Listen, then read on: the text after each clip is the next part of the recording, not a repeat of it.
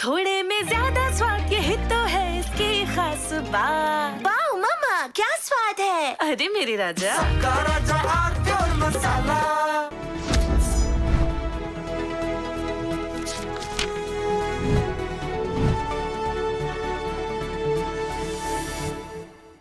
नमस्कार। बांकीपुर के चुनाव परिणाम के तुरंत बाद से ही एनडीए के भीतर और बाहर एक बड़े वर्ग को नीतीश कुमार याद आने लगे हैं, और वो भी बेसाख्ता। कहा जाने लगा है कि मौजूदा बिहार की जो मौजूदा राजनीतिक व्यवस्था है एनडीए की, उससे बेहतर शासन प्रशासन तो नीतीश कुमार चला रहे थे तब जब वो अस्वस्थ थे। बुजुर्गवार नीतीश इस सम्राट राज से अच्छा राज कर रहे थे, ये कहने वाले लोग एनडीए के भीतर खड़े हो गए, एनडीए के बाहर से भी खड़े हो गए। आनंद सिंह ने तो कहा ही, नाम लेकर के नीतीश कुमार हटे नहीं, उनको हटाया गया जबरदस्ती। ये जनता को अच्छा नहीं लगा, इसीलिए ऐसा परिणाम आया बांकीपुर से। और अगर नीतीश बाबू होते तो ऐसा नहीं होता। लेकिन आनंद सिंह बोल दिए हैं, चूंकि उनकी एक अपनी शैली है अनंत की, पर ये बात कहे तमाम लोग रहे हैं, माइक पर नहीं कह रहे लेकिन बोल रहे हैं। भाजपा के भीतर भी खदबदाहट है कि क्या रॉन्ग नंबर डायल हो गया सम्राट चौधरी को लेकर, क्या रॉन्ग चॉइस हो गई, ये सवाल उठ रहा है। मसला एक सीट के हारने का है ही नहीं। 5, 7, 10 सीटें भी भाजपा हार जाए तो भी इतने बड़े फैसले पर पुनर्विचार और चिंता की जरूरत नहीं होती कि मुख्यमंत्री इसको क्यों बना दिया और उसको क्यों नहीं बनाया। मसला बांकीपुर के हारने का है, जो पुरखों से भाजपा की सीट रही, जो सामाजिक जाति समीकरणों से भाजपा की खूंटे से बंधी सीट है, जो वहां के राष्ट्रीय अध्यक्ष की सीट है, वो हार गए दादा। एक सीट, बहुत सारे लोग भाजपा में हैं जो ये कह रहे भाई देखिए, एक सीट हारने से तो चुनाव है, जय विजय लगी रहती है, बहुत गंभीर होने की जरूरत नहीं। वो लोग आग पर पर्दा डालने की कोशिश कर रहे हैं, और आग पर्दे से तो रुकती नहीं, पर्दा भी जला देती है आग। वही स्थिति है बांकीपुर की। बांकीपुर हारना सहज नहीं है, सामान्य नहीं है, बेहद असामान्य घटना है पूरे संघ परिवार के लिए, पूरे संघ संकुल के लिए, ये जान लीजिए। इसीलिए मैं कह रहा हूं कि अब ये खदबदाहट बहुत गहरी हो रही है कि क्या सम्राट पर गलत दांव लगा दिया, क्या सम्राट चौधरी बिहार में मुख्यमंत्री के आसन पर बैठने के योग्य नहीं थे, क्या उनके अंदर वो क्षमता नहीं है कि वो बिहार जैसे बड़े राज्य का नेतृत्व कर सके। सम्राट ना तो लालू यादव हैं और ना नीतीश बाबू हैं, ये जान लीजिए।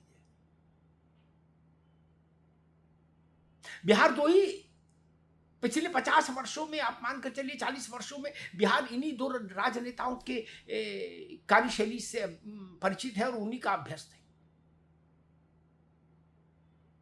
फिर सम्राट क्या है? अगर लालू प्रसाद यादव का शासन जंगल राज रहा तो वहां से सम्राट चौधरी के परिवार के सूत्र जुड़ते हैं। बहुत सारी समस्याएं हैं और बहुत सारे सवाल हैं जो खड़े हो रहे हैं अब। और इसमें एक सवाल और खड़ा हो रहा है कि क्या भारतीय जनता पार्टी के शिखर नेतृत्व का, मेरी बात को गंभीरता से समझिएगा, कि क्या भारतीय जनता पार्टी की टॉप लीडरशिप के अंदर जो अति प्रयोगवाद का चलन चल पड़ा है, अति प्रयोगवाद, विचित्र प्रयोगवाद, सचित्र प्रयोगवाद, दुस्साहस की सीमा तक होने वाला प्रयोगवाद और ब्लाइंड खेल जाने वाला प्रयोगवाद, पर्ची के जरिए प्रयोगवाद, क्या उसके चलते भी संकट घनीभूत हो रहा है? पार्टी में। पार्टी के कई वरिष्ठ लोग इस बात की चर्चा कर रहे हैं, संघ के कई वरिष्ठ लोग इस बात की चर्चा कर रहे हैं, और वो कई उदाहरण दे रहे हैं। दतिया का उदाहरण आ रहा है। ये ठीक है, नरोत्तम मिश्रा हारे चुनाव, लेकिन फिर भी नरोत्तम मिश्रा को विधायकी का टिकट ना दिया जाए, ये विचित्र किस्म का प्रयोगवाद था। इसमें हट था, और पार्टियां हट से नहीं चलती, पार्टियां समावेशन से चलती हैं, हट से नहीं। ऐसा लग रहा था कि कोई एक वर्ग है जो नरोत्तम मिश्रा को उनकी हैसियत बताना चाहता है पार्टी में। चलिए, नरोत्तम मिश्रा को आपने हैसियत बता दी, टिकट काट दिया, किसी दूसरे को टिकट दे दिया। क्या हुआ? नरोत्तम मिश्रा का जो नुकसान आपको करना था आपने कर दिया, लेकिन आपकी भी तो नाक कट गई।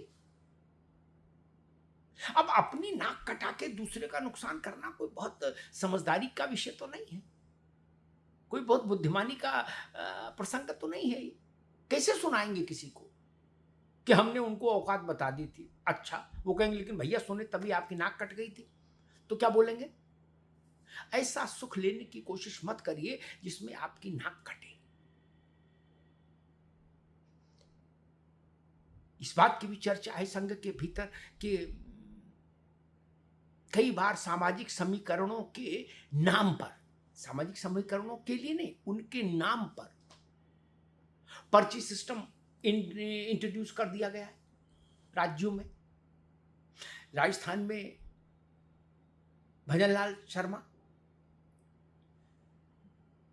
मध्य प्रदेश में मोहन यादव, बिहार में सम्राट चौधरी, ये तीनों पर्ची सिस्टम वाले हैं, पर्ची से निकले हुए मुख्यमंत्री हैं। ये पर्ची उद्भूत मुख्यमंत्री हैं,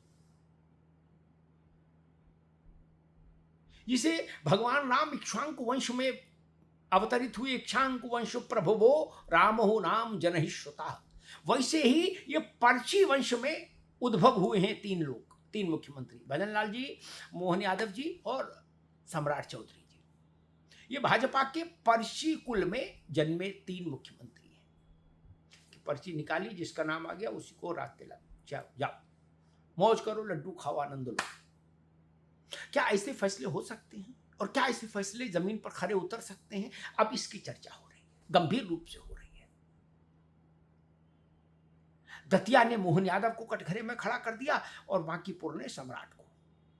और भजनलाल जी की लीला तो फिर सब देख ही रहे हैं, भजनलाल जी का तो सब है,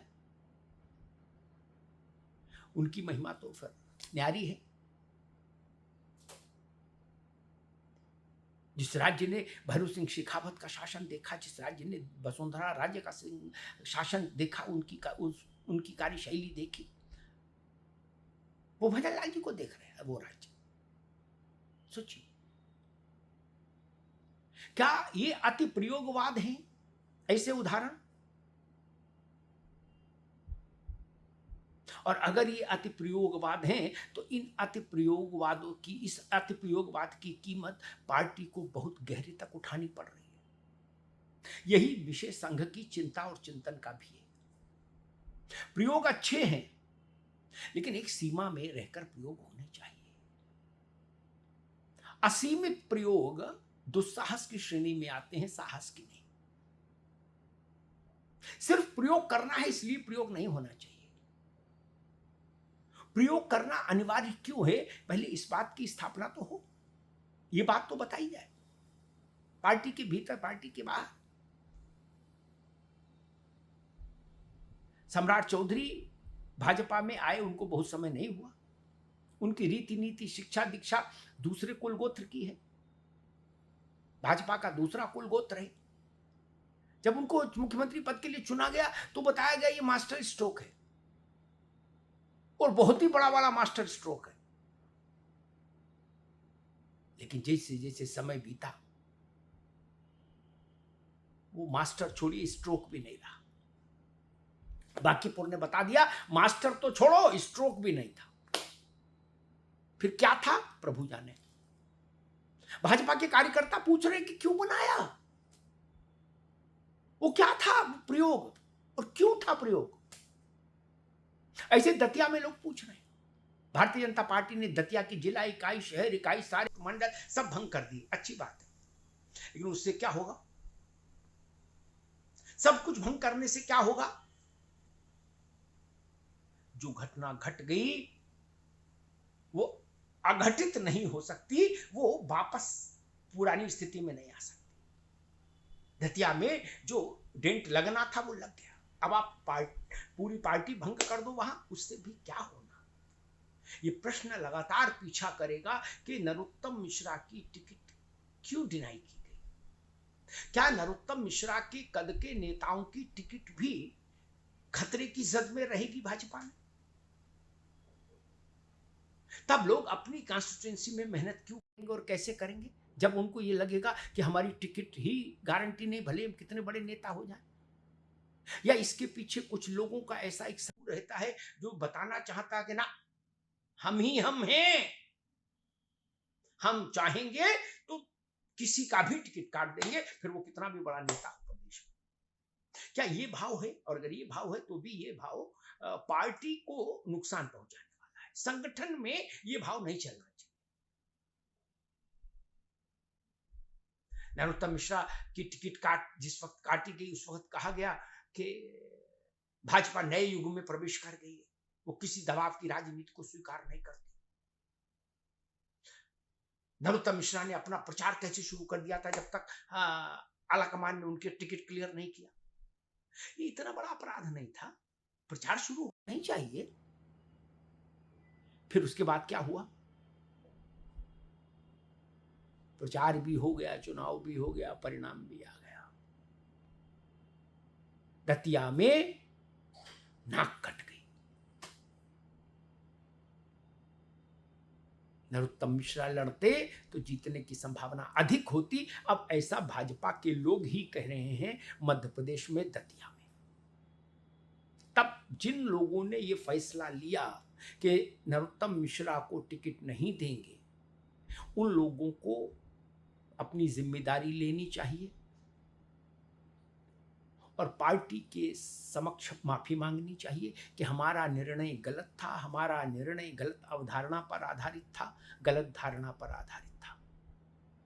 इतना तो होना चाहिए।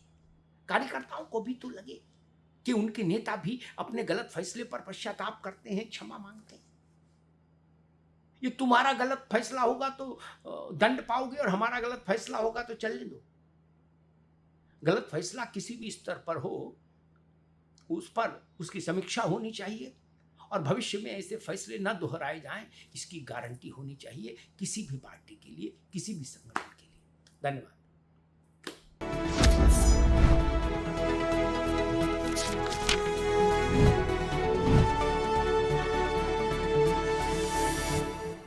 कुछ तो सस्ता लो, सब बढ़िया लो, इसमें क्या खास बात है? थोड़े में ज्यादा स्वाद, यही तो है इसकी खास बात। राजा आर प्योर मसाला।